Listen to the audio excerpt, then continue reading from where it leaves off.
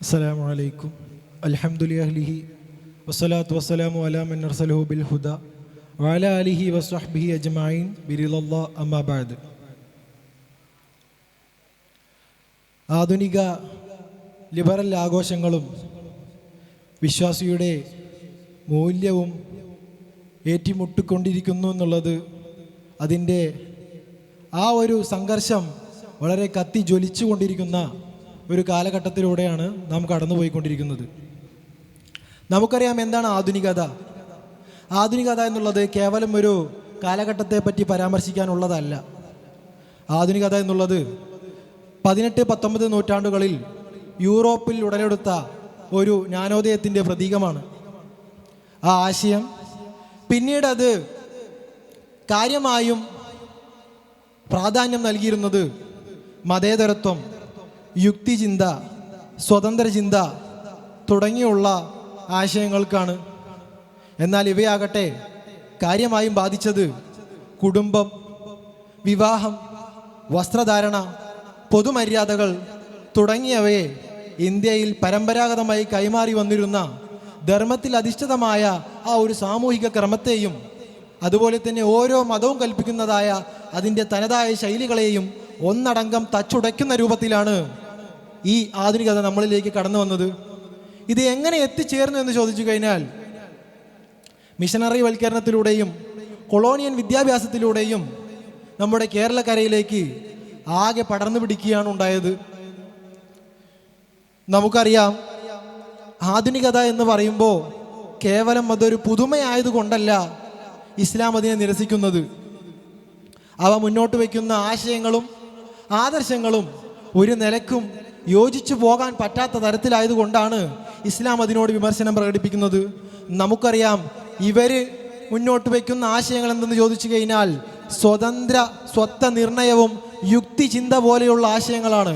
എന്നാൽ ഒരു മതമാവട്ടെ അത് പ്രാധാന്യം നൽകുന്നത് കുടുംബം, വിവാഹം, ദൈവിക കൽപ്പനകൾ തുടങ്ങിയ ആശയങ്ങളിൽ ഒരു ചട്ടക്കൂടിനുള്ളിലായിക്കൊണ്ടാണ് അവൻ ജീവിക്കേണ്ടത് എന്നുള്ള ഒരു കൽപ്പനയാണ് ഓരോ മതവും അവിടെ പ്രകടിപ്പിക്കുന്നത്.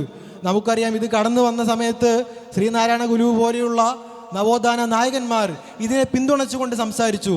എന്തെന്ന് ചോദിച്ചു കഴിഞ്ഞാൽ മതഭ്രാന്ത് ഇവിടെ പിടിച്ചു കയറാതിരിക്കാൻ വേണ്ടി അവയെ അനുകൂലിച്ചും അവയെ പ്രതികൂലിച്ചും ആണ് ശ്രീനാരായണ ഗുരു പോലെയുള്ള നവോത്ഥാന നായകന്മാർ അവയെപ്പറ്റി സംസാരിച്ചത്.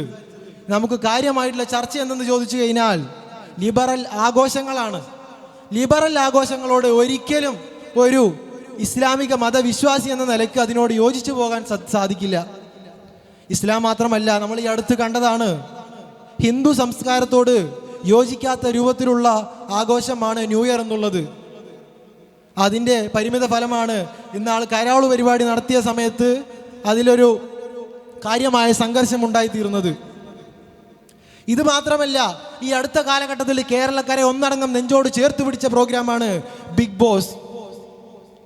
ആ ഒരു പ്രോഗ്രാം അതിൽ മാസങ്ങളോളം നീണ്ടു നിൽക്കുന്ന പരിപാടിയിൽ അന്യപുരുഷനും സ്ത്രീയും കൂടിക്കലർന്നുകൊണ്ട് ആർമാദിച്ച് ആഘോഷങ്ങൾ നടത്തുന്ന പ്രോഗ്രാം അതിനെ കേരള ജനത ഒന്നടങ്കം നെഞ്ചിൽ ചേർത്തുന്നു. എത്രത്തോളം എന്ന് പറഞ്ഞു കഴിഞ്ഞാൽ നമുക്കറിയാം നാം ഏവരും ഇന്ത്യൻ പൗരന്മാരാണ്. നമ്മുടെ രാജ്യത്തിൻ്റെ പുരോഗതിക്ക് വേണ്ടി ഏത് ഉന്നതി, ഏത് അറ്റം വരെയും സഞ്ചരിക്കാൻ നാം ഏവരും തയ്യാറാണ്. അങ്ങനെ ഇരിക്കെ സ്വന്തം രാജ്യത്തിന് വേണ്ടി ഊണും ഉറക്കവും ഒഴിച്ച് രാപ്പകലുകളില്ലാതെ കഠിനാധ്വാനം ചെയ്തുകൊണ്ട് ഒളിമ്പിക്സിൽ ചെന്നുകൊണ്ട് ഓടി സ്വർണ്ണ മെഡൽ വാങ്ങി വന്ന ആ അത്ലറ്റിനെ സ്വീകരിക്കാൻ ആ റെയിൽവേ സ്റ്റേഷനിൽ ഉണ്ടായിരുന്നത് തൻ്റെ രക്ഷിതാവും തൻ്റെ ഭാര്യയും മാത്രമാണ്. എന്നാൽ ഞാൻ പറയട്ടെ, ഇവിടെ യാതൊരു വിധത്തിലുള്ള മതവർഗ വിവേചന വ്യത്യാസങ്ങളില്ലാതെ പറയട്ടെ, ആ ബിഗ് ബോസ് എന്ന ആ ഒരു മ്ലേച്ഛമായ പ്രവർത്തനങ്ങളെ നോർമലൈസ് ചെയ്യുന്ന ആ പ്രോഗ്രാമിൽ പങ്കെടുത്ത ഒരു മത്സരാർത്ഥി ഒരുമിച്ച് കൂടിയതിന് ഈ കേരളക്കരയിലുണ്ടായ ജനപ്രവാഹം എത്രത്തോളമാണ് എന്നുള്ളത് നാം ഏവരും ഒന്ന് ഉണർന്നിരിക്കേണ്ട കാര്യം തന്നെയാണ്. സ്വന്തം രാജ്യത്തിൻ്റെ പുരോഗതിയെ പോലും മറന്നുപോകുന്ന രൂപത്തിലേക്ക് നമ്മുടെ ഇന്ത്യൻ ജനത, പൊതുസമൂഹം ഏത് രൂപത്തിലേക്കാണ് സഞ്ചരിച്ചു പോകുന്നത്. എന്നാൽ ഇവിടെ നമുക്ക് മതവുമായി ഈ വിഷയം ഏറ്റുമുട്ടുമ്പോൾ ഒരു മതവിശ്വാസി ഇതിനോട് വിമർശനം പ്രകടിപ്പിക്കുമ്പോൾ അവർ കരുതുന്നത് ഞങ്ങളുടെ സ്വാതന്ത്ര്യത്തെ അവർ ഹനിക്കുകയാണ് എന്നാണ്. എന്നാൽ പരസ്യമായിക്കൊണ്ട് ലിബറലിസത്തിൻ്റെ ആളുകൾ വന്നുകൊണ്ട് അവരുടെ ആർഭാടങ്ങളും ആഘോഷങ്ങളും പരസ്യമായി പ്രകടിപ്പിക്കുമ്പോൾ നമുക്ക് തോന്നുന്നത് ഇത് മതവിശ്വാസികളെ പരിഹരിക്കുകയാണ്, അവരുടെ ആചാരങ്ങളെ അവർ തരം താഴ്ത്തി കാണുകയാണ് എന്ന ചിന്തയാണ് വിശ്വാസികളിൽ ഉണ്ടാവുന്നത്. ഈ ഒരു രൂപത്തിലാണ് ഇവിടെയുള്ള സംഘടനകൾ ഉണ്ടാവുന്നത്. എന്നാൽ ഇസ്ലാം ആവട്ടെ ഒരിക്കലും ഒരു ആധുനികതയെ എതിർക്കുന്നില്ല. സാങ്കേതിക വിദ്യ, വിദ്യാഭ്യാസം, സാമൂഹ്യ സമീപനം തുടങ്ങിയ മാറ്റങ്ങളിലെല്ലാം കാര്യമായ ആശയങ്ങളോട് യോജിക്കാൻ ഇസ്ലാം എന്നും തയ്യാറാണ്.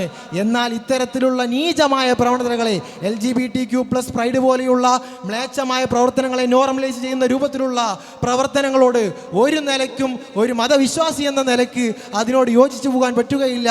ഒരു മതവും അതിനോട് അനുകൂലിക്കുകയില്ല എന്ന് മാത്രം പറഞ്ഞുകൊണ്ട് എൻ്റെ വാക്കുകൾക്ക് വിരാമം കുറിക്കുന്നു. അസ്സലാമു അലൈക്കും വറഹ്മത്തുള്ളാഹി.